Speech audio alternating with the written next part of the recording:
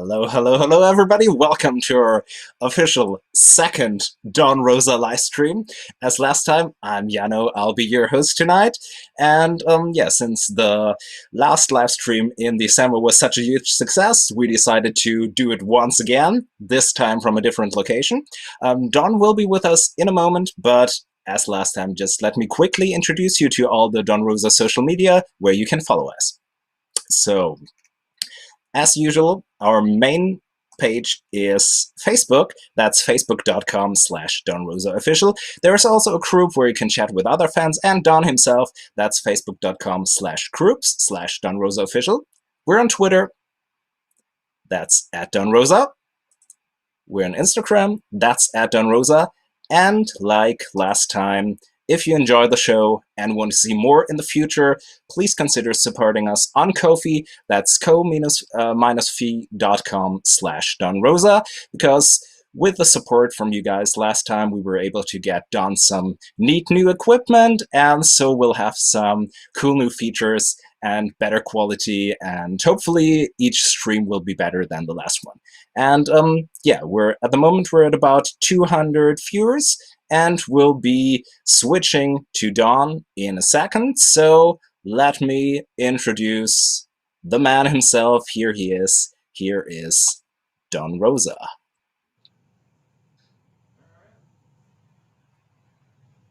Okay, so testing. You hear me?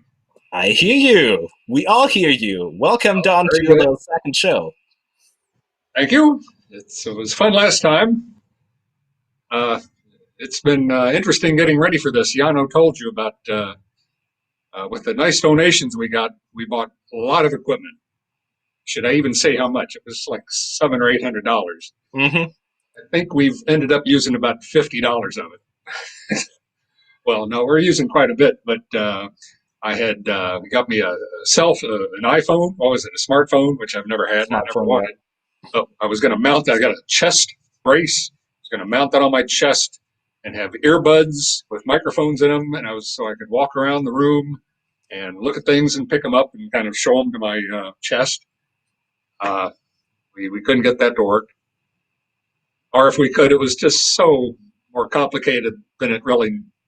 There were simpler ways to get the same effect, I think. And then the last thing we did when we tried setting up my studio, yeah, we should talk about, we're in my so-called studio now, in my media center. That's mostly what I do here now is watch TV. There's my old drawing table. We're going to take a nice close look at all this stuff just in a few minutes. That's going to be the first thing we do. My duck collection right here where you can't see it. What's left of the duck collection. But anyway, the last thing we did was try to get a little clip-on mic to walk around. And then I've got, you can see it right underneath the light on the desk is a stream cam. And I was going to walk around with a stream cam and look around the room and then talk into the microphone on the clip-on microphone. I tested that myself about an hour ago, and it was hopeless. Those two wires, which each had to be plugged into a different place. One had to be plugged into my old laptop, which is handling the camera over there. And here's the new laptop, where is it? Which is doing the video and the video right now, and the microphone right now. And within like 4 minutes, walking around the room, those two wires got so hopelessly tangled up. I can't even imagine how they got so tangled up. I had to unplug them all and string them like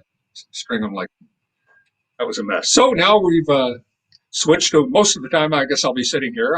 I can get up and walk around a little bit, and the microphone here can pick me up. And again, the first thing we're going to do is I'm going to go switch over to the microphone on that camera, and I'm going to pick the camera up, use it like a handheld. Well, it'll be a handheld camera. I'll grab its three little legs, squeeze them together, and then and I'm going to show you around this whole room. I'm going to go over and look at all the Don Rosa duck books over there, those two bookcases, hardback books. Look at my desk. I go over to this corner. Yeah, you can still see it. All the comics, the comic magazines that my work's been in. They're stacked in that alcove. Then we'll walk over here People who are interested in my movies collection, people always, because my stories are based so much on old movies, and I always say that's where I got my sense of storytelling and visual, how to show a story visually, visual narrative of the story. And people would like to see what movies I have. If you're not a movie buff, you can watch some other channel while we're doing that. I'll look at my history of home video over here. Then we'll look at my duck collection. What's left of it is right here. And then I guess we'll go over and look at the stuff around my my drawing area. Sounds like a plan. So, and then we can take questions, any kind of questions, especially, first of all, I guess, on stuff in this room. You want to see a particular book? Don't ask to see a particular comic book. That would take hours to get down to the bottom. That's like a closed file. That's my work doesn't appear in the weekly comics anymore, so those boxes are just sitting there. But any of the hardback books are easily to access. They're all right there. And we can look at anything else and do that for a while, and then we can just do questions about anything at all. I've already done, I guess some of you may not have seen it. I tried to do a still picture preview of this, where I took a photo of every individual shelf very carefully, close up, so people could see it, because they're not going to be able to see much when I'm spinning around the room with the camera. So if they did want to ask specific questions, they can go and look at that, and you can still do that right now. The problem was I tried to turn off the comments on the entire, it was about 50 photos in the album. Turns out I'd have to turn off, I didn't know I'd have to turn off the comments on each individual photo. Because if I don't do that, when somebody makes one little tiny comment on a photo, just like, wow, that suddenly is plucked out of the album and slapped as the main message on the Facebook page. And I couldn't figure out how people would even know that there was a photo album. They were just wondering, why did Don Rosa take a picture of a shelf of DVDs? Anyway, those are all still on the website. If you want to have a look at those, that'd be something you could do if you, instead of watching me pan over them swiftly, you can go take a quick look at the ones with the still photographs. So, Yano, you're the director. What shall I do? The walkabout? Start the tour. Now, let's see. We decided first I have to turn off the sound on this laptop. Mm-hmm. So then we're going to switch to the camera or the microphone that's in the camera.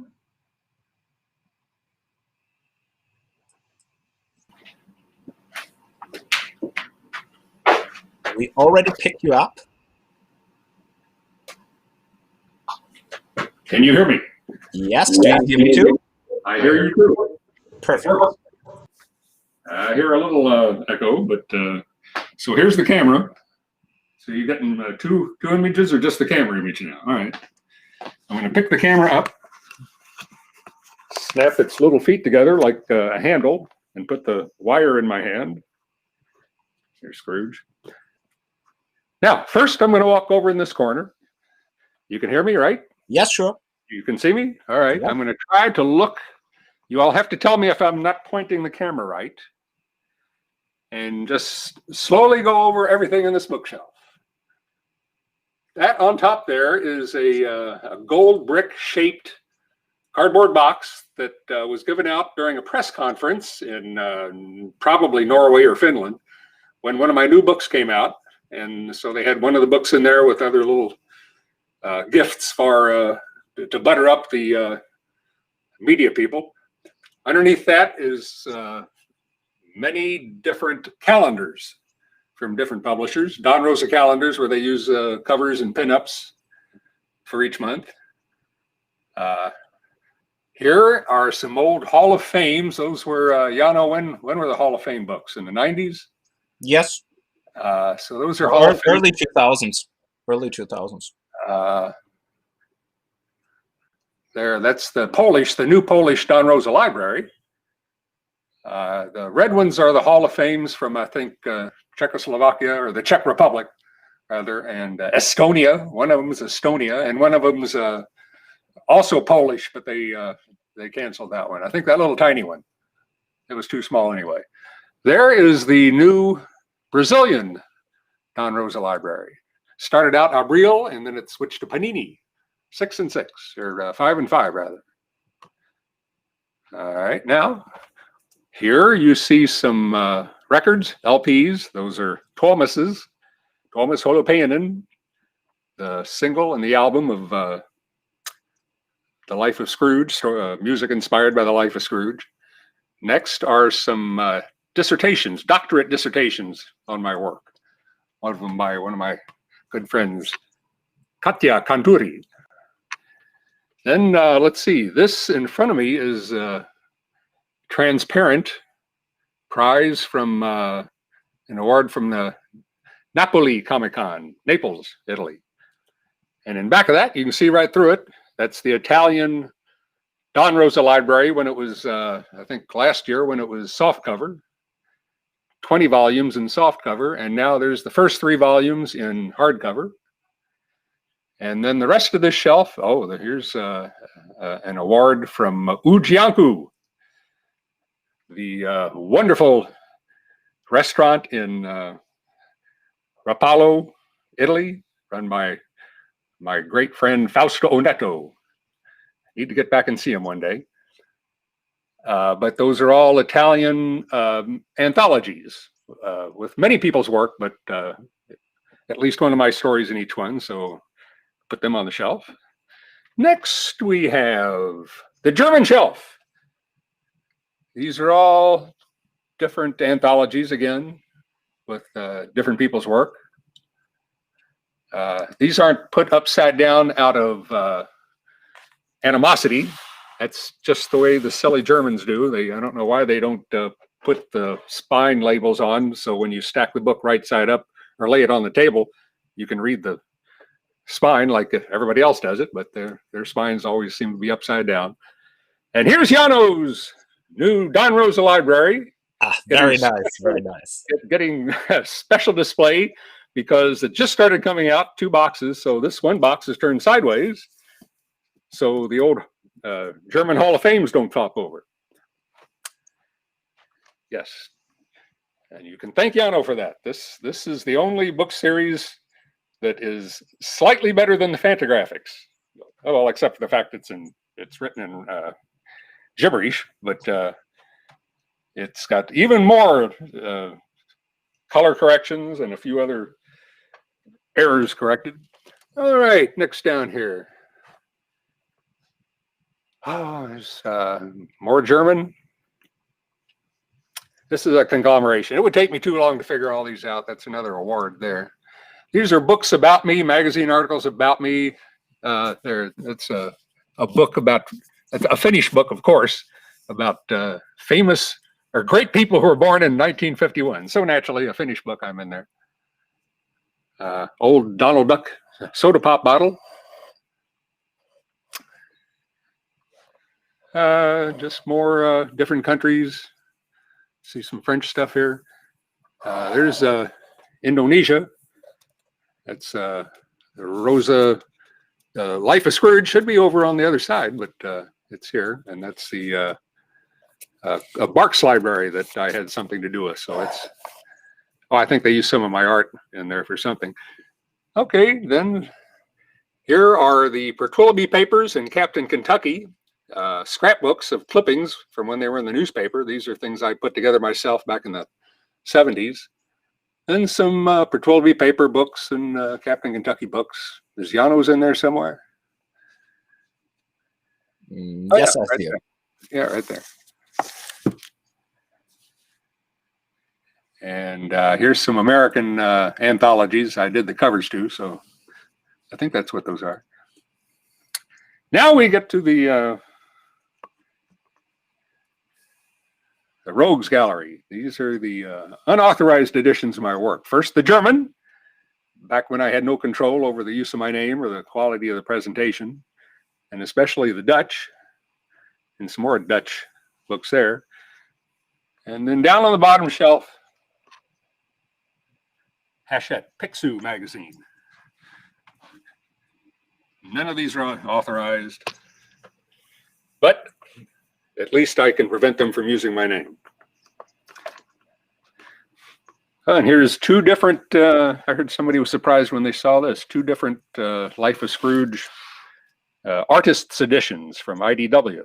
There's the normal volume, and then here's the one that was sold only in San Diego. I think 100 copies made. Some other, some more calendars, more recent calendars.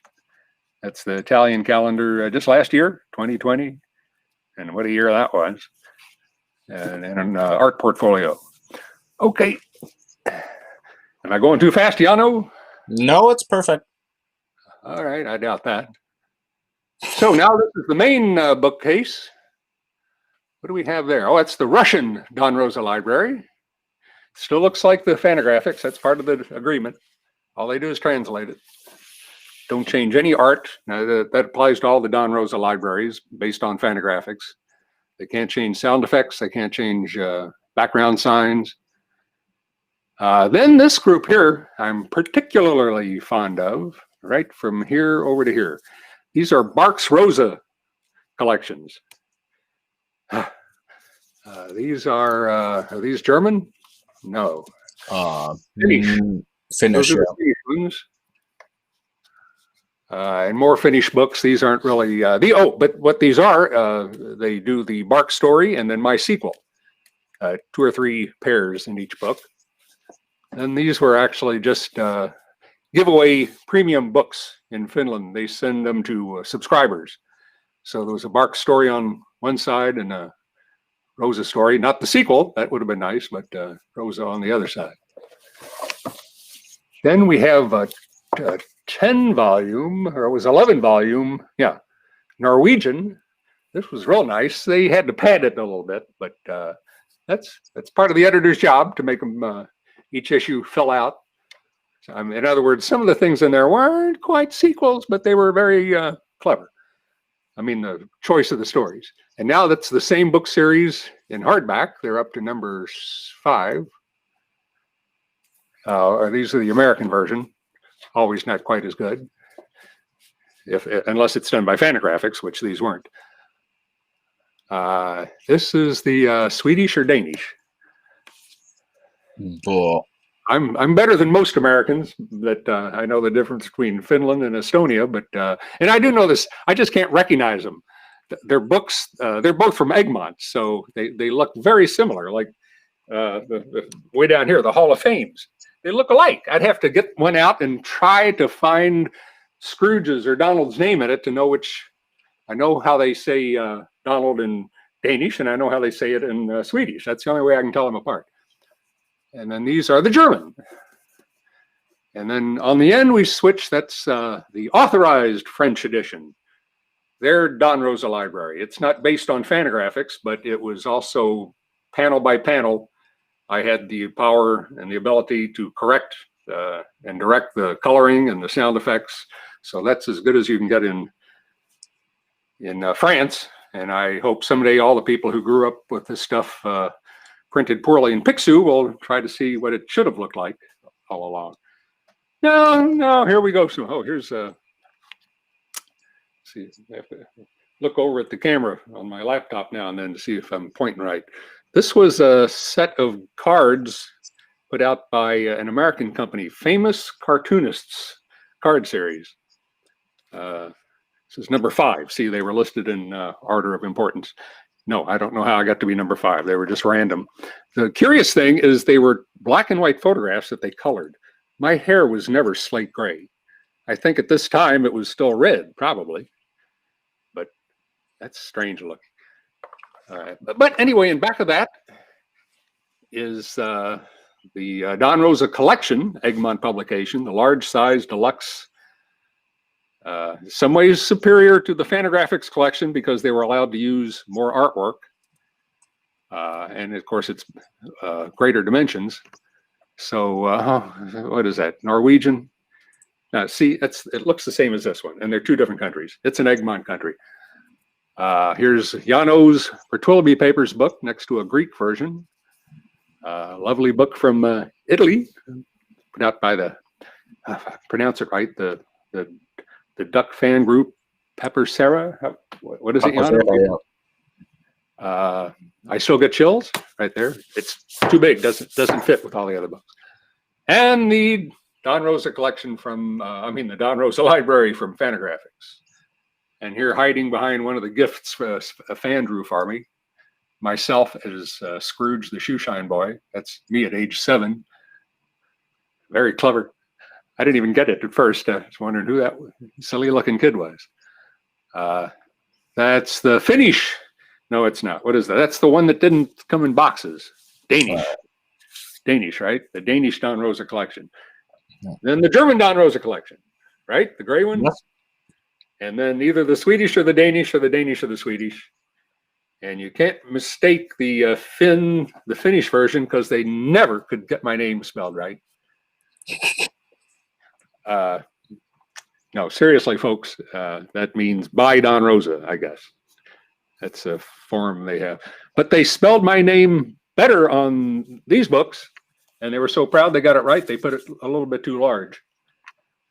And some more special Finnish books there. Now we come down to the all Life of Scrooge shelves. This is the Life of Scrooge in, I don't know how you keep track of how many countries. That's the German Life of Scrooge, the first one, not really good. They were little tiny flimsy albums, and then they put them in a really cheap cardboard box. But they moved on from there. And there's the next German. Well, I can't take the time to do each one individually, but this is the latest edition. I just put this in here 2 days ago. Jano's new Life of Scrooge. I had something to do with it too, I hope. Then the Greek Life of Scrooge. Finnish Life of Scrooge. More Finnish Life of Scrooge. Newer. They're in, I guess they have them in chronological order. Andersson, so that's Danish. Screw McDuck, so that's Norwegian. He's got a good name in Norway. Joachim von Anka, so that's now we're talking Swedish. One Time in Hungary in 1997. Of course, there may have been more Don Rosa books in Hungary, but Egmont successfully keeps me from knowing about it.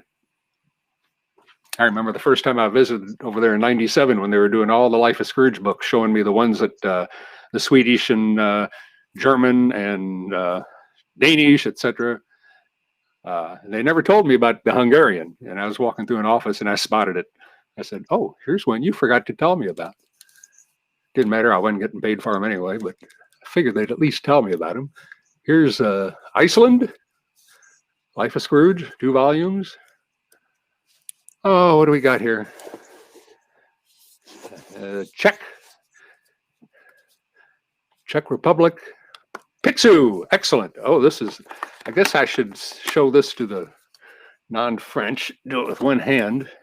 Am I holding the microphone too close to me? No, we hear you fine. All right. Whoops, some little bookmarks here. I'll put them down here. This comes with a replica 1875 seated Liberty dime. Of course, it's got a duck head on it. They have to change it a little bit. And that pops out of the cover. Comes right out. It's a brilliant idea. I hope they do that on the upcoming Fantagraphics version. Now, I'm going to have to sit this down here because I can't get it back in there at the moment. I'm going to do that later. Those are the 2 the nice gemstone editions. Paperback, but there's the new Fantagraphics. That's the best. Well, Jano's not listening, but somebody asked me this on the website, I think just today. They're wondering what these books here. This is somebody who I guess I took the photos for. He looked at them carefully and he very wisely could see there were 4 unidentified books here. So I guess I should answer that question now. That's the original Life of Scrooge collection from, I think there were 500, or was there 1,000? I think there was 1,000 of them published back in 1997 by Bruce Hamilton, Gladstone Books, Another Rainbow. And this is a fake one. This is just one done by a friend of mine. He just had the 12 issues of the Gladstone comic bound together and had a nice binding made for it. And what are these? Oh, this is in the works. This is Heritage Auctions is currently preparing to auction the entire, 350 pages and 25 covers, original art to the Life of Scrooge. And that's a nice book they send to potential buyers. All right, next level. Another Hall of Fame.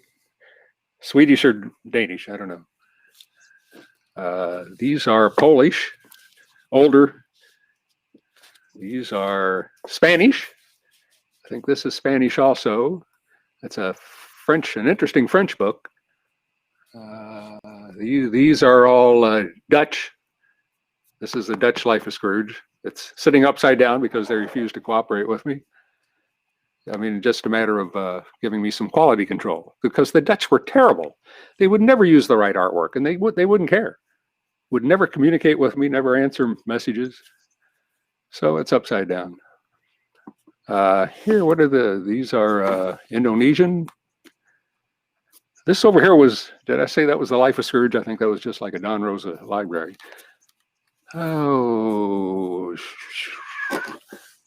Portuguese. I think I'm spending too much time anyway. I think probably Brazilian. Here's the French, a whole bunch of Italian, a mess of Chinese. And then I'm not going to give you a better look. Those are the Boom Comics publications. So they're upside down. There's the Greek Don Rosa Library, or Don Rosa Story Collection. Hall of Fames from Norway, I think, is the white one. That's Swedish or Danish or Swedish. And then everything else here, I think, is, no, this is a discontinued Don Rosa Library type. Portugal. I had to put a stop to that, and then the silly company went out of business anyway. Named Goody. Isn't that a nice name for a company? Goody. This is all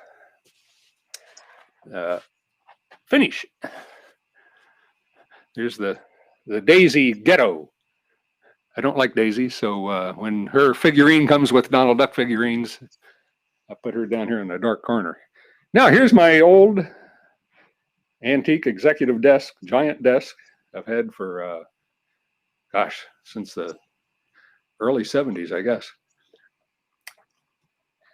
Here's some gifts from fans. I won't name the fan. Made both of these. She got too much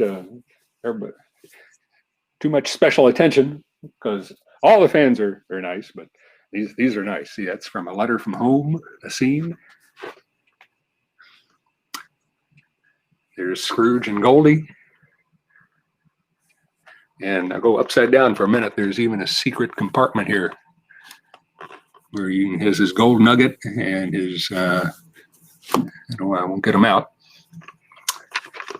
Here's a drawing sent to me by a fella, let's see, Carl Barks. Sent me that the first time I wrote to him about 1970. And let me show you, it's starting to fade out. He wrote me a message up here. Can't hardly read it anymore. It's a nice little thing somebody made. But I wanted to show you this. Me as Uncle Scrooge. So was this drawn after I started writing and drawing the comics? No, this was done like 10 years before that. So, like I've told people, it was my manifest destiny. This is Jim Engel, fantastic cartoonist friend of mine. Oh, easy with folding. So he knew, even then, he knew someday I'd be doing those comics, even though I was running a construction company at the time. Let's see, I haven't tripped over the wire yet, Yano. You were wrong. Very good, very good. I can't get too close to this laptop because I'll get feedback in this.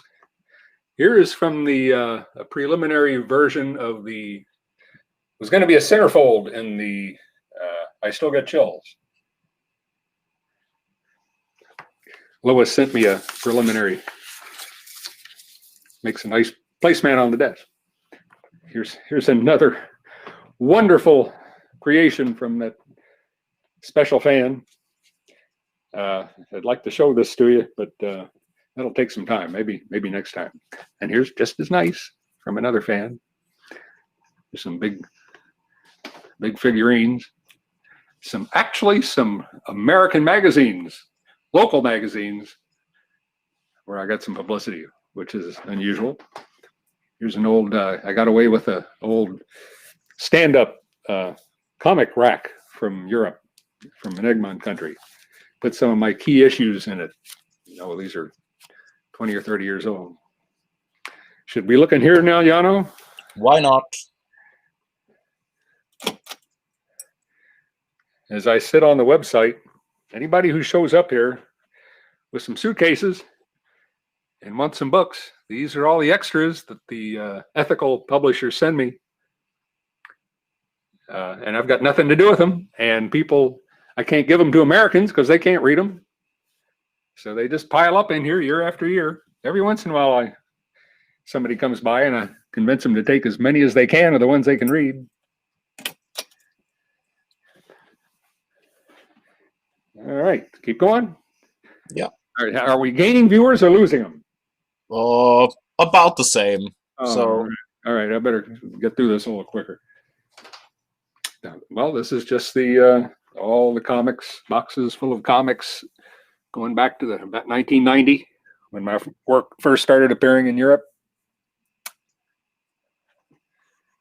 Here's a few that have come out since I filled these boxes, especially the Greek publisher I don't have a relationship with, and every magazine they do is a Don Rosa magazine in comics, but they don't want to use my name, and because then they'd have to give me a little quality control. Here's a Duckburg map. Some duck fan club gave me, probably the Swedish or Danish, or Danish or Swedish. Here's a convention I put on in 1976. Had DeForest Kelley as a guest, Frank Brenner, who was doing Howard the Duck, Omnicon, Louisville's annual fantasy invention. It was annual for 1 year. There's proof that I have a degree in civil engineering. Proof. People think I'm lying. There it is. A Bachelor of Science in Civil Engineering. I don't know who made this jigsaw puzzle. It's glued together now. I think my wife might have done it. I don't know. Here's more books. They overflowed the room. There's a whole stack of Chinese ones. More Swedish or Danish or Danish or Swedish. German. Oh, is that the American? No, that's, another German. A whole bunch of Polish. They send me 5 of each. I just wish a whole busload of Poles would show up here. I'd have something for them. All right, now, if you want to see this stuff better, you should go to the website, because we're not, this is for people who are comics fans.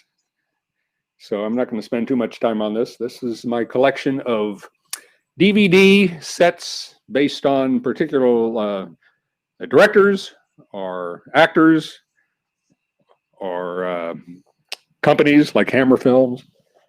Now let's see, I've learned that I have to flip this wire in back of me over the couch. Here's the big TV. Here's more movie sets. These are newer movies, so they get down on the bottom. They all except this first group. Those are some nice movie sets from the 30s, but the rest of these are eye candy movies. Star Wars. Well, except for James Bond. I like the early James Bonds.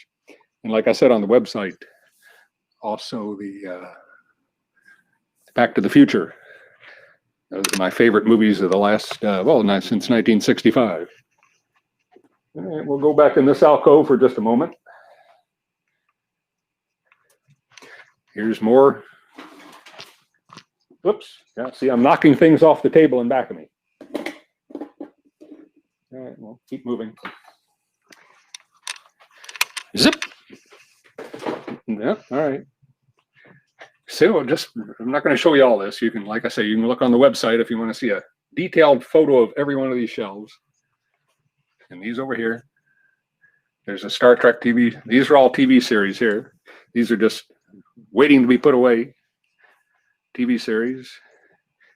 There's another gift from a fan. There's the restroom. We won't go in there. But, well, I should. Yeah, I should. You get the wire behind me. In the shower. This is where I store stuff in here, too. Copies of artwork, toilet paper. Equal value, right? I guess the shower still works, but I don't try it. I'm not going to try it. Now, this might be more interesting to a few people. What's left of my duck collection. Let me just flip the wire over here so I don't, there we go. I'll pull the stool out of the way. So I used to have this whole room up here filled with glass cases, filled with every Donald Duck or Uncle Scrooge or any so-called quote unquote Disney duck character or figurine toy since the 30s. I had just about every single one. I mean, very valuable ones that I would swap for artwork, or that people would swap to me for artwork, and just the cheapest possible. And when a friend of mine came and hauled all those away to auction them on eBay sometime this year, I kept these. These are my favorites, the ones that showed respect for the characters, or they were more done for adults, like this group here. Those are just shelf things you put on your bookshelves for not to play with. And these more valuable ones like that one, older ones. I've always liked the Three Caballeros. Got lots of, those are very old ones. Those are very new ones. These are very inexpensive ones. And then we'll go around and look in the back. Here's a good one. It's in the shadow now because the laptop that's controlling all this is right above it. If you want a close-up of this, go to the website. Here's a very rare one from Mexico. I kept that one because it was Uncle Scrooge. It's a bank. It's got a slot in the back. See, he's bored with all this. There's my number one dime. And these are just some recent acquisitions, so they're not inside the case. Here is a magnificent Yukon Scrooge, handmade by one of those people who customize figurines, usually warriors or anyway, he did this and took it around and exhibited at shows for a few years, and then he very nicely gave it to me. Let's see if I don't know if I can make out the beginning of a famous fortune, Yukon Territory, 1899. Here's Steffen's first two figurines. Now the Scrooge figurines. Cheap ones, rare ones, expensive ones, and one authentic one, only one. And there it is. Getting a good picture of that, Yano? Yes, we see it. That's the only legitimate Uncle Scrooge figurine ever produced, because it was produced in 1960 by Dell Comics, the company that created Uncle Scrooge. Disney didn't create Uncle Scrooge. Carl Barks created it for Dell Comics. He was a freelancer working for a licensed publisher, and that's who created Scrooge McDuck and everything else about Donald Duck, you know, except for Donald Duck himself.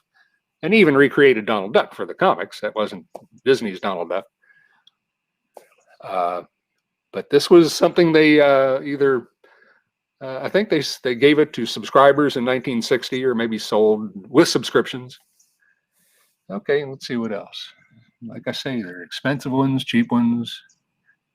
Here's a really expensive bad one with the gold coins.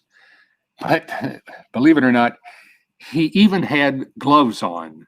He was wearing cream colored, not even white. They were kind of yellowish, cream colored Mickey Mouse gloves. Can you imagine something so insulting?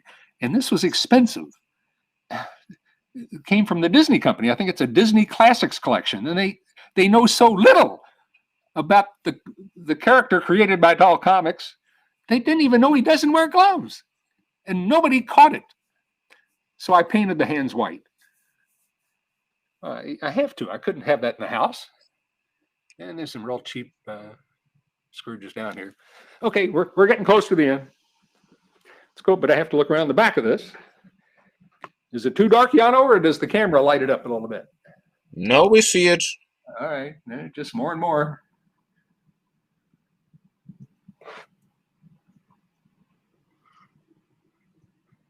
Like I say, I'm looking at some here that are cheap. You can get for a few dollars, and then some you pay hundreds of dollars for. Oh, there's the Italian section, the Italian parking lot. There's a Lego. That's actually not Lego. It's a knockoff. Lego-like company. I don't even remember some of these. Here's some on the floor. Were sold about 15 years ago. Here's some more things fans have given me. The Greek Comics Club, 2014. And the nice fellow who made this paper, he's in shadow now. He lights up. Paper sculpture, whatever you call it. Glue and paper and a pair of scissors, I guess. I don't know. His name's there on the bottom of it. Oh, here's the Italian company did the same. Did the Donald Duck in that glass case over there. This is Capo di Monte. I think that's the name. This dollar saved my life at Whitehorse. So this is very clearly based on Scrooge, not on Disney Donald Duck. This is Barks's, based on Barks.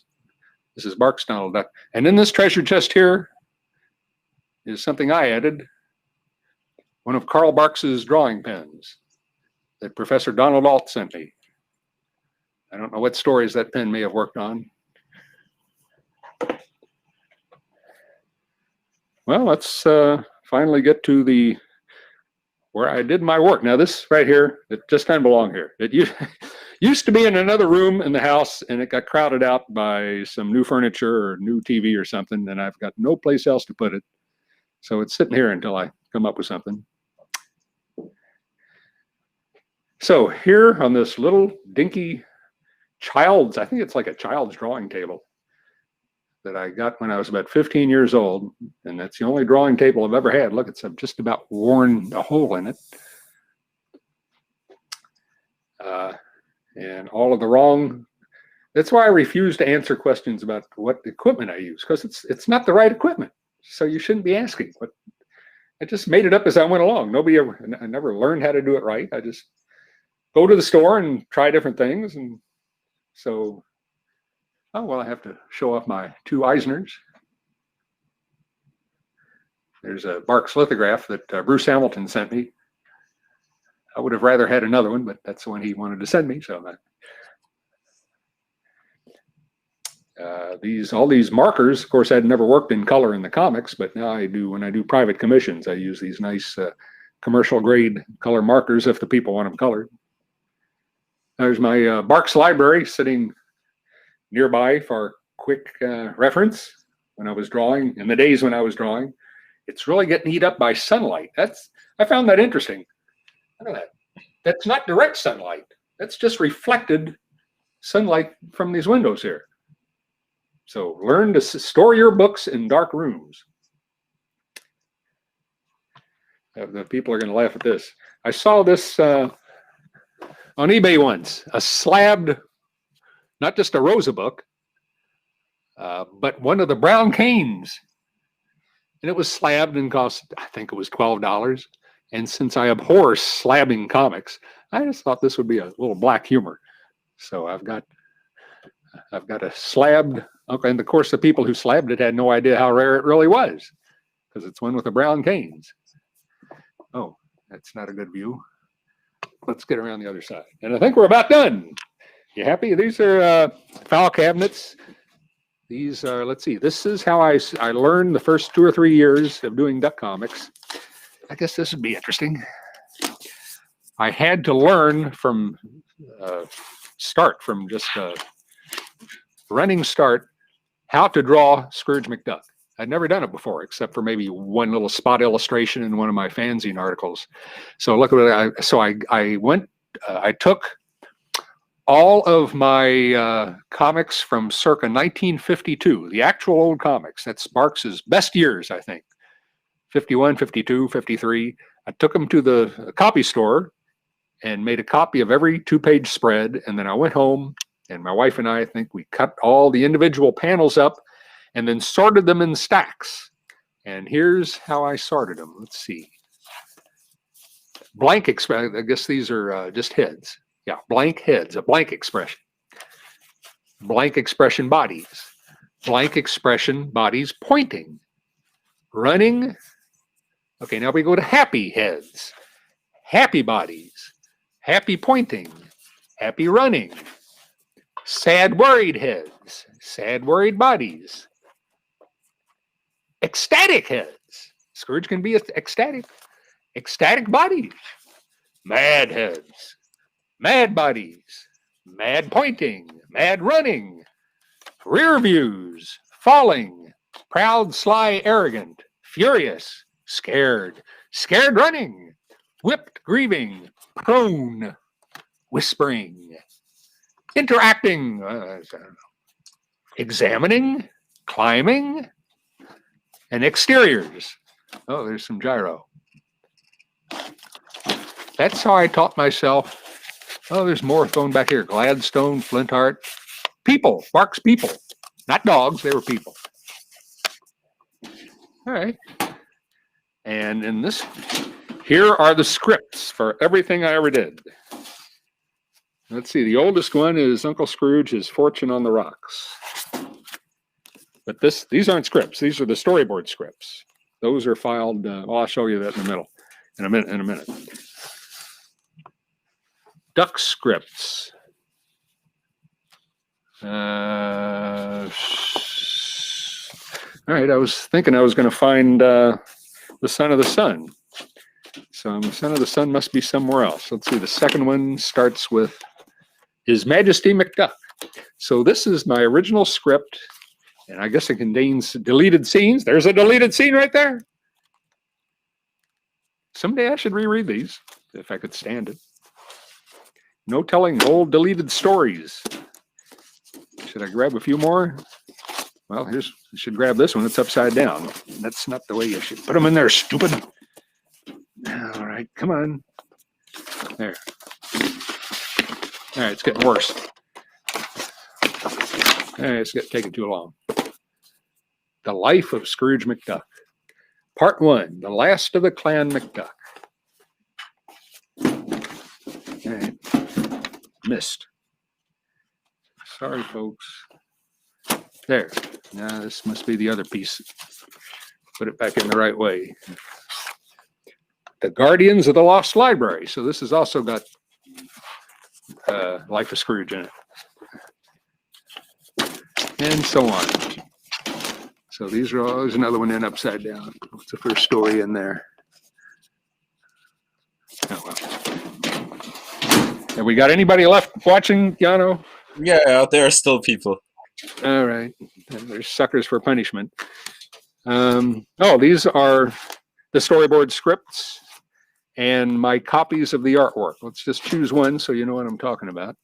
Here's the storyboard script for this story of Ducks and Dimes and Destinies. Well, let's go one more and show you for, there's my layouts for, these are things I could put over here on the table with the steady cam on the little easel later if somebody wants to see it. So here it is. The Last of the Clan McDuck. This has got the original version with the deleted scenes of the whole history of the McDuck family. And then we get to, this is a whole first version of the story. So there's 2 versions of the story here. And then in the back is, I just go to the copy store and make copies of the artwork because in those days, I had to send the original artwork all the way to Europe. And I knew eventually the plane's going to crash into Iceland or something. And this would be the only record I'd have of that 2 or 3 months of work. And even if the main problem was, Egmont would say, well, we'll insure it. We'll pay you to redraw it. And then I'd have to say, I can't. I've already done it once. I'm done. I have to move on to the next. I've got that one out of my system. I can't go back and do it again. So this was my insurance. So one photo of each half page. See? But I still had the original artwork at that point. If there had been a problem, I'll put this back later because it's going to take a little concentration. And in case somebody's wondering, the IDW book we were looking at, and some people know about that one, was not shot from these. It was all shot from the original artwork. And let's see what's in this last. Oh, that's just more of the same, just like this one. Here's a letter from home, I think. Oop, bent. I bent it. That's not the original art. That's all copies. Okay, Yano, I think we're about done. Okay. I'm going to put it over here, set it up in case somebody wants to have a view of a book or maybe a page out of the files there. Let me take just a moment to do it approximately right. You entertain everybody for a few moments. Tell them some jokes. All right, that's close enough. Now I got to turn off. What do? I turn off this.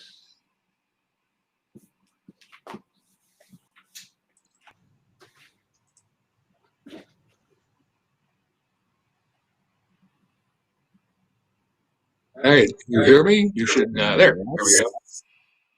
See, I'm still here. Yes. Do you hear me still? I hear you just fine. Perfect. It's getting warm in here. We're now back to the main camera.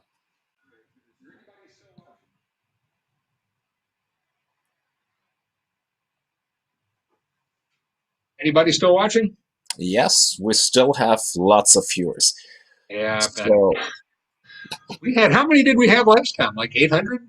800 at max, yeah. Yeah. Well, I might have just, how long did that take? An hour? God. Yeah, almost 50 minutes. I'm willing to go as long as you want to go. So now what? Somebody have a question? Somebody have a complaint that I wasted so much time? Well, now that we're in your studio, maybe the first thing we should probably clear. Where are you going now? The first thing we should probably clear up is the notion about eyesight, because I know that many people still think your eyesight is very poor and that you basically don't see very well. And can you tell us a bit about the current status of your eyesight and what's going on with it? It's already been, 13 years ago that I had the retinal detachment. And in those days, and I've just been, my wife and I have been watching some old vacation videos from over 13, 14 years ago. And I see my glasses were just so thick. I always had really poor eyes. That's why I had a retinal detachment. I should have been waiting for it. Nobody ever told me that if you have really poor eyesight, then your retinas are weak because your eyeball is distorted. And I could have been watching for it, but when it came hard. And I won't go through the whole story because we've already spent too much. Maybe next time about retinal detachment surgery. It's not pleasant. It's not painful, but it's not pleasant. People who say they had like open heart surgery and at some other times they had retinal detachment surgery said, oh, they'd rather do the open heart surgery anytime. But when that was over, I had a lens replacement in that same eye. And then eventually, I think within a year, I had a lens replacement in the other eye. So now my glasses are very thin. In fact, I don't need glasses. I can see fine without glasses. But the retinal or the lens replacements, that's actually not, this is a glass lens, but they actually put, I guess it's a plastic lens in your eye to improve your sight. So my sight is good. The problem is it's not good for drawing. I can do, of course I can easily do big, sloppy fan art sketches at conventions and so on. If I take some time, I can do large private commissions. I mean, these, put my glasses back on. These drawings are like this big. I used to draw Scrooge like that big, and other things that big. That I can't do anymore. Towards the end, the last 5 years or so that I was doing it without my glasses. And I'd get down this close, and before I had the lens replacements, I had perfect nearsightedness. It was like microscopic. I could see anything. And after the eye surgery, I'd still, for another year, when I'd want to read something on a jar or something, I'd go like that. And then I'd say, oh, I forgot. I can't do that anymore. So how is my eyesight now? Eyesight in this eye is fine. The eyesight in this eye is a problem in that that's where the major retinal detachment was. And of course, they saved the eye like a miracle, that the things they can do, doctors can do with lasers and so on. They saved my eyesight.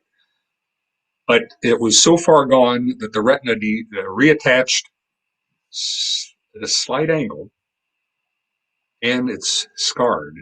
So what I see out of this eye is, first of all, tilted, but it's like looking through a shower door. It's distorted. It's wavy. If I look through this eye, like I'm looking at the straight lines here on the screen. This eye, things are straight. Look through this eye, and it's first of all, it's tilted, and it's wavy. So you get used to it. People get used to worse physical problems than that. Believe me, much, much worse. So I never think about it. When I'm trying to see something in a book or a picture, sometimes it's hard because this eye is not cooperating too much. It's trying, but you just can't. The two things. The one thing I noticed, I would have used the eye doctors with this one, but whatever you see through your eye is reversed. I won't go into that now, but so if I pushed up on here, this is the picture, the eye that's tilted this way. So if I push up, it's tilted this way. So if I push up, it actually goes in the other direction. So I can level this out. I can level my sight out if I push up on this eye and push up on this eye too, and then they're both even. I can't go around all day like this. I considered it for a while, but then I just decided I was so happy that it wasn't tilted the other way, because then I'd have to go around all day like this. But, so the eyesight, it's all right. I just can't draw. But no, I see fine. I see better than ever, except up close. Okay, and we don't even know if anybody. You say people were wondering about that. So yes, and I also hope somebody in relation to that, the main reason that you don't do any stories anymore, so this isn't your eyesight, but you have other reasons. Well, they can go to that. What's the website you put up? Why I Quit. There's a lot of reasons. Yeah. Basically, I'm not interested. They destroyed my enthusiasm. Yeah. The whole system, especially as espoused by publishers like the Dutch and the French Hachette and some of the others. The rest of them came around. The rest of them are very ethical and honorable people, but they're still part of a system that they didn't create, and they don't know how to change. And I don't hold it against them. That's why I cooperate with them all the time, very happily. But that system already ruined my enthusiasm. They just took I grew up with an insatiable compulsion to tell stories. It was my life's blood.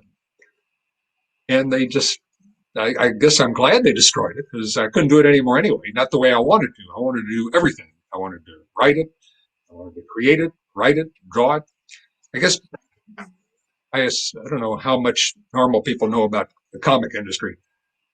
Usually a comic story, especially in this system, this like assembly line factory system, duck comics, there's one person might come up with the springboard for an idea. Another person would develop that idea and do a plot. Another person would write the story. Maybe another person would do the dialogue and the jokes, the slapstick. Then once the story is written, another person would pencil it. And then, of course, another person would ink it. I never knew when I was a kid that that's how it was done. I just thought one person did it all. So that's the only way I ever did it. And that's the only way I wanted to ever do it. So that's the only way it interests me, if I'm in complete control of it. And good or bad, I'm not saying they were good, but good or bad, it had to be all my work. Is it the auteur style? It's people like Alfred Hitchcock and Orson Welles would do. But a cartoonist can do it even more than those people can. They want to be in complete control of every aspect of making movies. A cartoonist can be the only person making that story. I have to be the director, the writer, the sound effect expert, the choreographer, the stuntman, write the musical score, the producer. But that's the only way I ever wanted to do it. That's I got burned out. I don't know. Anyway, so that's but you go to that website, Why I Quit. That tells you the whole sordid story in excruciating detail. But yeah, and also one question. All the questions you're gonna, yeah, one question that often comes up is, why don't you just write and draw something else, like novels or other comics? Just told you, I'm not interested. I'm burned out. I don't want to do that anymore. I have no interest in it. So you have absolutely. And also, I was running a construction company, making plenty of money doing that, the family construction company. I was the boss's son. I didn't have to do nothing. No, I had to figure jobs and calculate expenses, but I didn't even need the engineering degree for that. That was just, did that. I think my father and uncle sent me to college to do that so I'd meet the building contractors. So we would schmooze together, and the company would get work by knowing, being close friends with the owners of the big construction companies. So I didn't even know. That's the only reason I went to college. I was qualified for the job of running the company because I was the boss's son and the grandfather of the grandson of the founder. But I couldn't wait to get out of that. Tell me where we were going, Yano. I lost the direction. Why don't I want to do anything else? Yeah. I only quit that for a chance to write and draw Uncle Scrooge stories. And I knew I would never make as much money and I'd have to work harder, but that's why it was of interest to me. And I did that for 20, 21 years, and then had to quit immediately because of my eyes, but I was ready to quit anyway. So again, you go read or Why I Quit, and you got the whole story. I see lots of questions popping up over here. But, yeah, we'll go into some of them. And one question I saw quite often is, did you say that the original art for the Life and Times will be sold by heritage auctions? Yes, eventually. Once we decide which auction to put it in, they'll start with one story and see what happens. And I guess if it doesn't work out, then we'll sell it some other way. But right now, I'm committed. I have great friends at Heritage Auction. I've known them, people I'd see at conventions 30 years ago who now work for Heritage. So they've treated me real good. And I guess we'll announce it on the website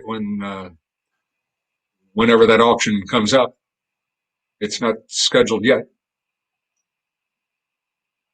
More affordable is those all these ducks.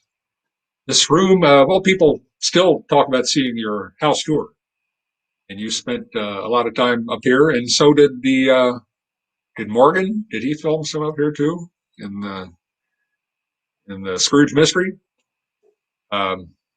This room was filled with ducks. not just these two cases. There were cases, glass cases filled with duck toys all around the room. And finally, I just realized I didn't have any interest in those things. Those were Disney ducks. They were fun to buy. I really started seriously when eBay started. This would be what, in the late 90s, 1997 or so. Mhm.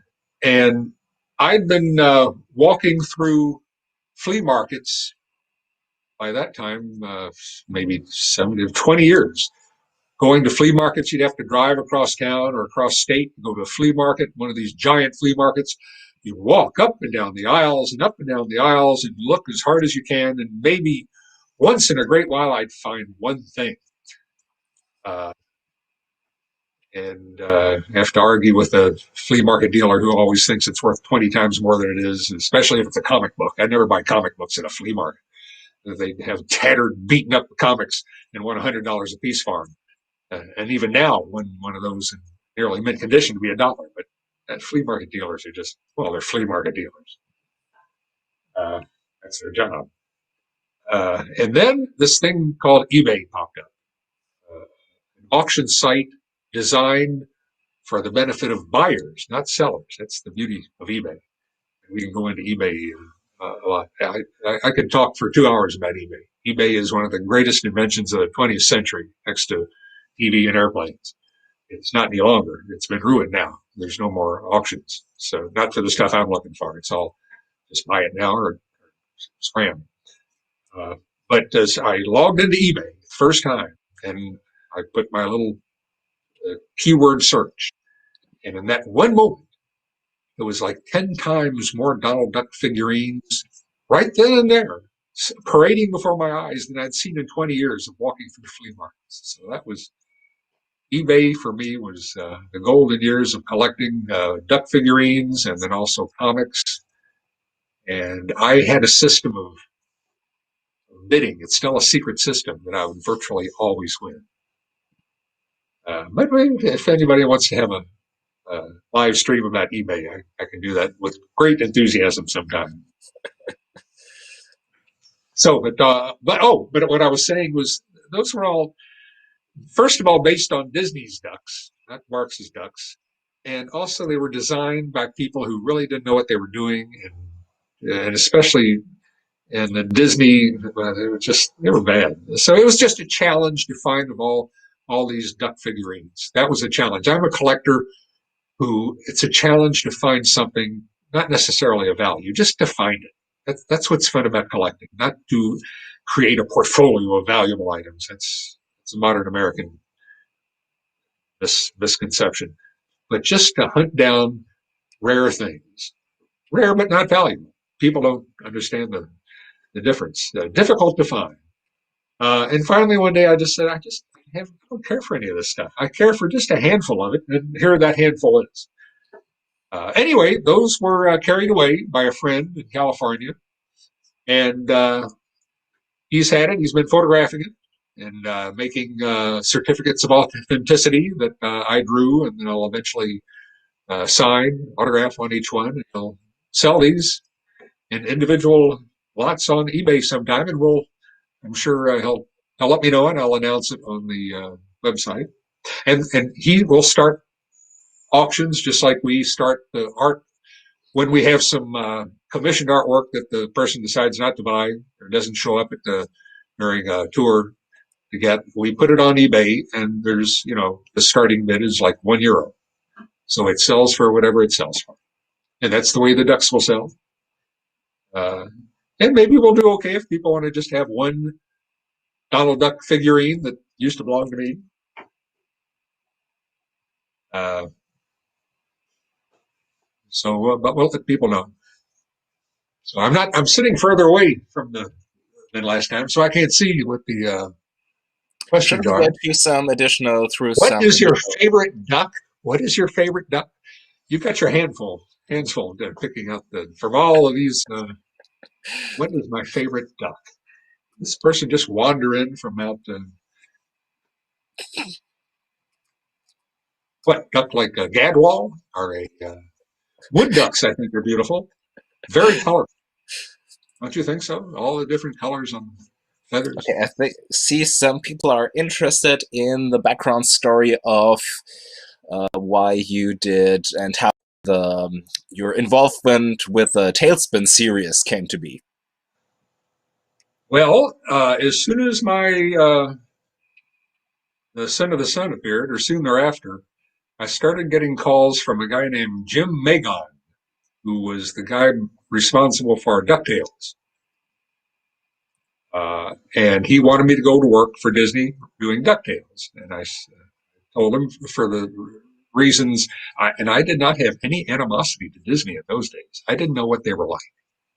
I was as ignorant as the rest of the world was. I would have loved to work for Disney. And eventually I did. But I said I had always dreamt of writing and drawing Uncle Scrooge comics and doing it all myself. I was even going to originally do the lettering. I wanted to do everything.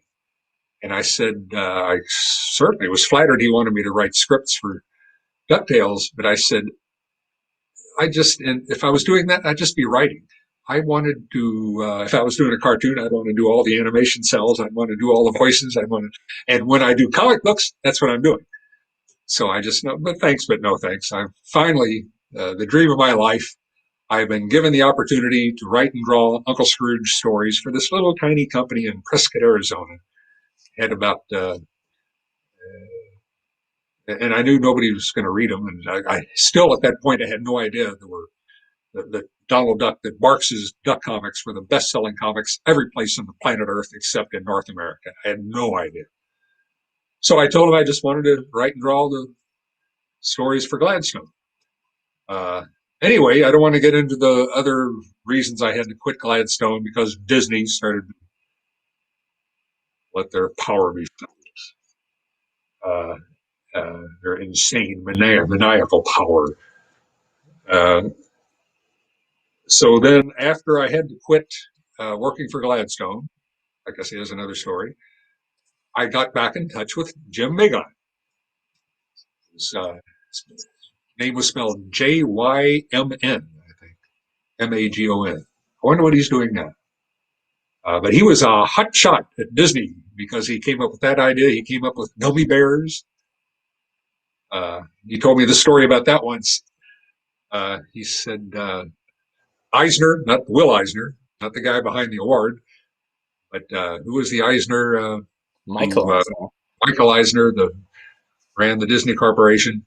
He said Jim Magon was hired as a new writer-producer of great potential.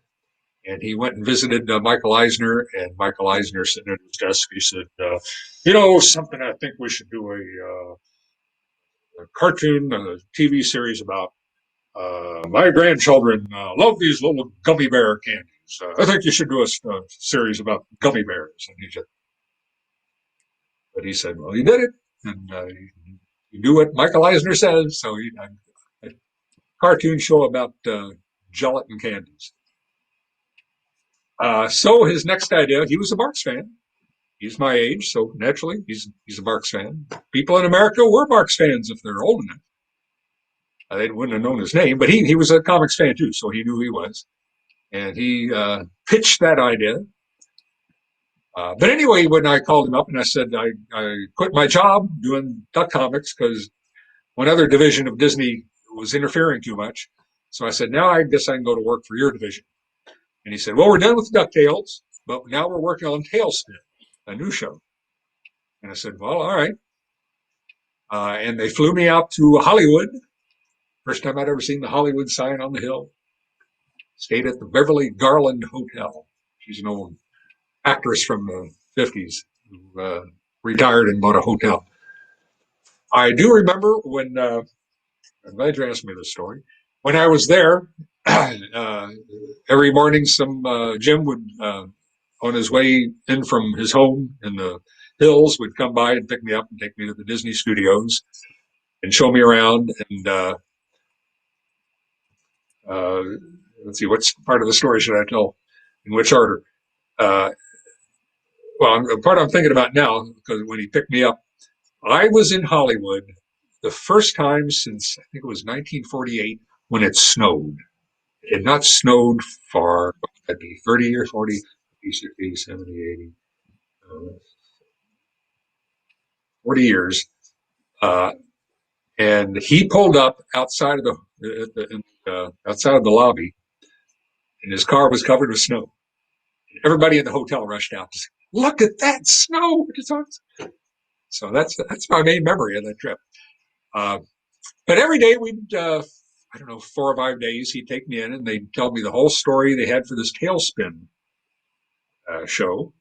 And I don't have to describe the show. I guess people are familiar with it. But the other main thing I remember, which was a life-changing experience, was not about the show Tailspin, but they said what Disney, the way Disney does is they steal ideas.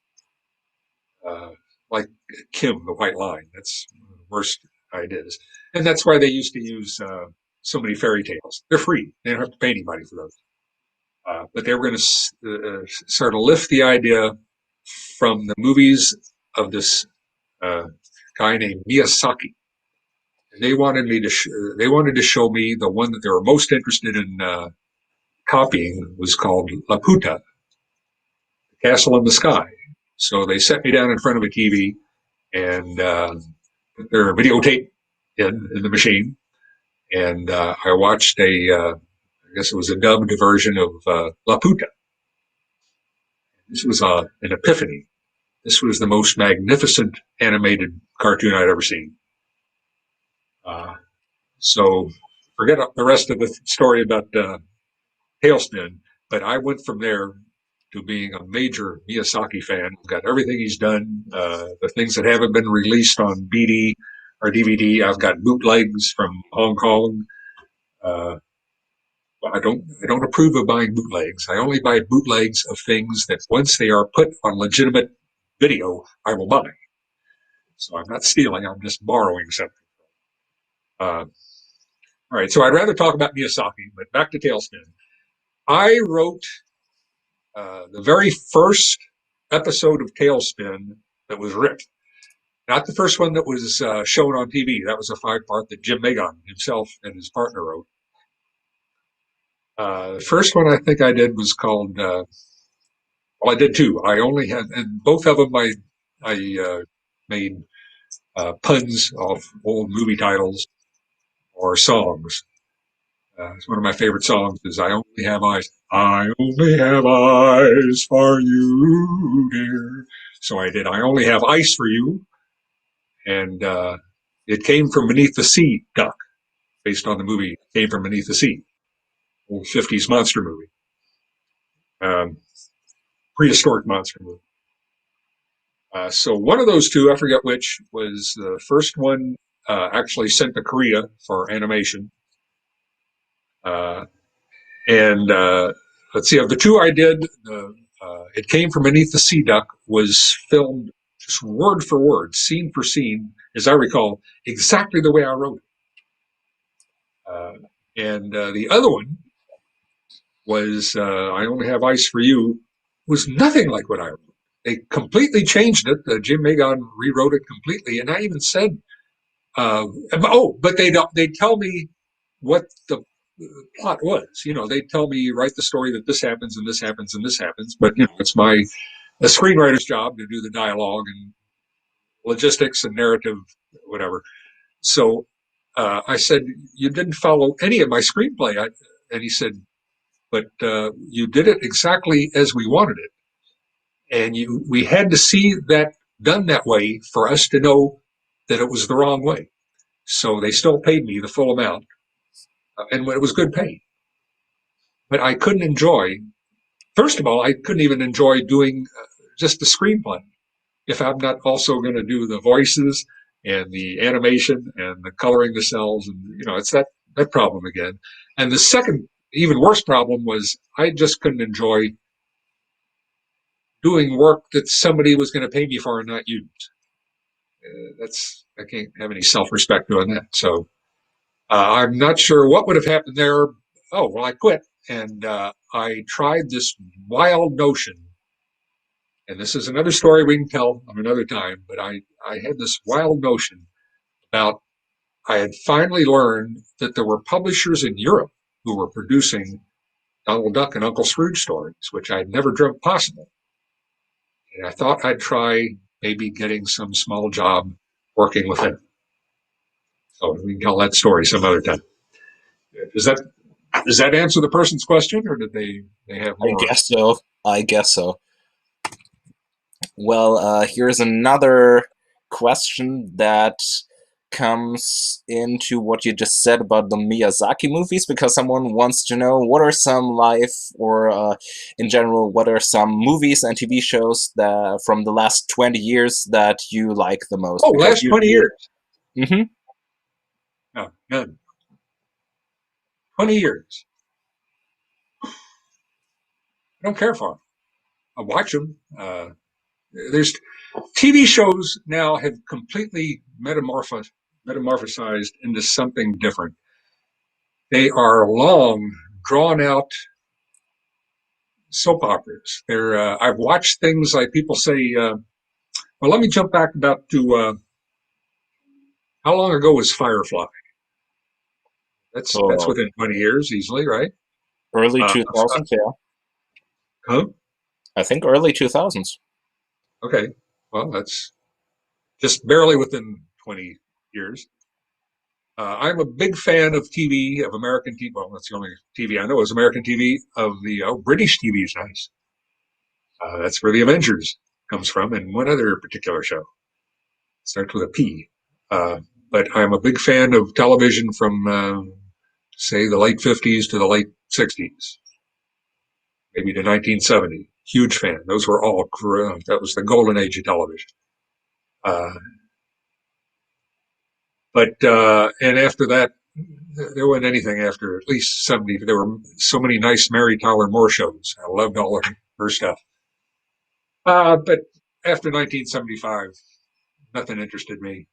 Uh, and I stopped watching TV. Well, as soon as they had satellite television, where you pay a little bit to get a movie channel or something, and you had American Movie Classics, which actually had American Movie Classics in those days and no commercials. They actually had good old movies and no commercials. And then TCM, Turner Classic Movies, which is still that way. Uh, that's all I watched. And I'd admit, if I wasn't watching that or watching the evening news or CNN, I'd come up and watch this vast collection of all the greatest movies and TV series ever made. However, during this, say, within the last 20 years, somebody in Finland, a friend of mine in Finland said, "Oh, there's a great show on. You've got to watch it. You like good TV." I said, "Well, yeah." They said, "Go watch Firefly." I said, "All right, just to make you happy." And so I Netflixed, I rented Firefly. Not only did I like it, I think it's one of my 10 or 15 favorite TV shows ever. In fact, if you looked at the photos I took for the group page in preparation to preview of this, I mentioned that sitting on the shelf over here is the Firefly DVD set that I'd recently been watching again. There's a reason it's not over here on the TV spinner rack. But I loved that show. And then later on, maybe 10 years later, I started hearing about some other shows like Breaking Bad. What are some others? The Living Dead. I like zombies. They're not really zombies. I don't know how the word zombie got connected to these things rather than being what a zombie really is in the old movies and books. But I like the Living Dead type things. And there was half a dozen other shows. And I try to watch them, and I just can't because they're designed for you to lure people in to watch once a week, filled with commercials. And so it's like 75% just dead weight. It's padding. I was trying to watch Breaking Bad, and the good parts were great. But then I'm always fast forwarding. Saying, skip this part. And I got tired of trying to watch TV like that. Uh, Finally, I got tired of hearing of Game of Thrones. So I figured I'd watch that. And I tried watching that. First season, second season, I'm doing fast forward, fast forward, fast forward. This is boring. This is boring. And I had to keep watching because I'd invested so much time into watching this series. It's magnificent production values, great actors, just too much padding and dead end plots. I got to the 6th season, and I was going to slow down here. Oh, that's interesting. And it got to the 7th season. I think I just finished that, and now I'm like, wow, I've never seen anything like that. So I'm never going to watch it again, but I still would not watch it once a week with commercials. If that's how it's, I have to. I still just speed through some parts. There's still, but I'm being honest. Game of Thrones is pretty interesting. Nice eye candy. I still don't think of it as much else than eye candy, and some nice performances by a few people. The funny thing is, unlike the TV shows and old movies that I would watch, I'd always know the names of all the actors. I know there's always every single name of everybody in the cast. I couldn't tell you a single person in Game of Thrones. I guess my brain is filled with names of actors, and I haven't seen anybody on Game of Thrones that I really think is that good, except the dwarf. I still don't know his name. I just don't pay any attention anymore. And what's I'm really ashamed of is I was watching 2 or 3 shows into whatever particular season it was, and then the credits were going past it, or maybe the opening credits were coming on, which I would usually speed through or jump past. And I saw a name going, did that say Diana Rigg? Emma Peel from the Avengers was on here? I didn't see her. And I go back and that's Diana Rigg? Oh my God. Wow, that was a long time ago she was Emma Peel. So one of my favorite actresses from the golden age of television was right there, and I never even noticed it. All right, so I grudgingly like Game of Thrones. I like special effects and the battle scenes especially. Seriously, the first couple of seasons, the violence and the obscenity and the pornography, I don't like that. I'm too old-fashioned. That's not good storytelling. I'd love to have other people recommend other shows that I should watch, but I don't. Like I say, even the Game of Thrones had too much padding for the weekly viewer, and to stretch out as little as possible, as long as possible. But that's a lot like modern movies. Modern 2.5, 3 hour action movies, I know if they were condensed down to 90 minutes, they'd be much better. It has nothing to do with my attention span. I can pay attention to 3 hour movies. My very favorite movie is nearly 4 hours. All right, what else? That's too much about movies, and I give long answers. I hope people know that by now. Okay, people are Especially about things I'm interested in. I would give a really long answer about the golden age of TV, or somebody asked me how to bid on eBay, or tell me about old movie series. But when somebody says, "Who's your favorite duck?" I no, and they get a short answer. Give me something else. Come on, fill the time. Huh? Hurry. Half hour to go, so or 3 hours to go, whichever you like. Totally different topic. Somebody wants to know what would you say has been your favorite fan meeting or most memorable one that you have had over the years? I saw that. I saw that on the. These are some of the questions that came in. A preliminary question. Yeah. I was hoping you'd ask me that, because that as soon as I read that on the group page, I knew instantly what that would be. That was when I went to Italy. What year? Why was I there? But I was invited to. I'm glad I focused on the award. I don't think it was the trip that I was at Ujianku and they gave me that award. This was another trip. But I was invited back to have dinner with Fausto Ondedo at Ujianku. And some of the people from, you pronounced it for me, Papazera? Papazera? Yeah. You even speak better Italian than I do.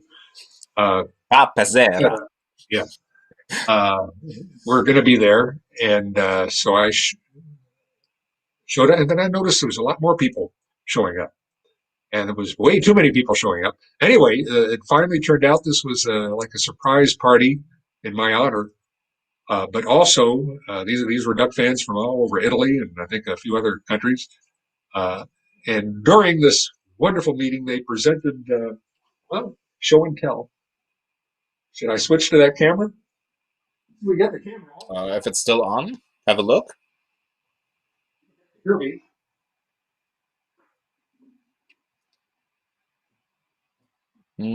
No, I think you need to reload the page on the notebook.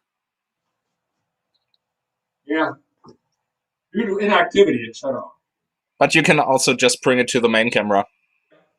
Well, we had this all set up to show people if they said, "Oh, I want to see this, I want to see that," I was going to put it there. See, this is one of the dangers we knew that was going to happen. I said, "I'm going to trip over a wire." All right, this is another piece of equipment we didn't need. A little something special. This was a bunch of articles written about my work by friends and essays about. I'm just going to try to flip through it. So, and some fan art, and this was the most wonderful surprise I'd ever had in my life. Because those, I guess what's on the cover. I think these are fan drawings I'd done for some of the people in Peparcera. Now, Paolo, Lambros, and Soir. That doesn't sound very Italian. So I got to put it down somewhere. That was definitely the best fan meeting. Sorry if that insults my many special friends in Finland and Norway and Germany, and but that was it was lots of other good ones, but that's the first one that pops into my mind when somebody says, "What was the greatest fan meeting you've ever had in Europe?" That was definitely it. I cried like a baby. What else you got? How many people do we have? 800 people like last time? The counter just froze at some point. I see about 400, but it's the same as like 2 hours ago. Here's a interesting question. Is your wife a collector too, or just very patient? Yeah, I saw that one too. That's she's just very patient. I've tried and tried and tried to get her to be a collector. There's I've just got a bug. I've collected. I even remember when I was a kid. This stood out in my memory. I went to a gardening shop or a feed and seed, a place where you. And I remember waiting around, and there was a bunch of bins of bean seeds. Well, the beans, you plant the bean, and I went all around the store collecting one of each. I just was a collector ever since I was a little kid. It's not like the modern American idea of collecting to build a portfolio of wealth. No, I originally started collecting comics because they weren't valuable. They were just difficult to find. And I loved them. You had to spend time and effort and be smart and clever and know where to look and how to find something that nobody wanted to save. You have to hunt them down. That was true collecting. And I've always been a collector like that. I began to tell you all the things I've collected in my life. And my wife does not have that gene. And I have tried to get her to collect. At some point, she had an interest in having a dollhouse furniture, like an adult dollhouse where you buy. There's people who make. Sometimes you make it yourself, nice little furniture, and that's a nice hobby. I tried to get her to do that, and she almost started, but then she is a gourmet cook. She loves that's her hobby is cooking, and she loves cooking because it's like she says she enjoys it. It's like figuring out a puzzle.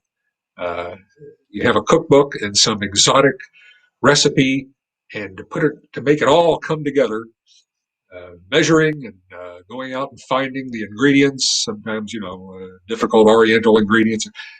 That's like putting together a puzzle. It's sort of like what doing my complex stories, assembling, get the story into exactly 24 pages or something. It was like putting together a puzzle. So I could understand that. But there was no collecting involved. So I had to collect cookbooks for her. I had to do her collecting for her. I would get on eBay and hunt down sets of cookbooks or all the issues of Bon Appetit magazine going back 30 years or something. And so this is how I could participate in another hobby, like somebody's hired me to collect for them. So I collected sets of cookbooks, like Time Life cookbooks from the 60s. Excellent set of cookbooks. And like I said, buying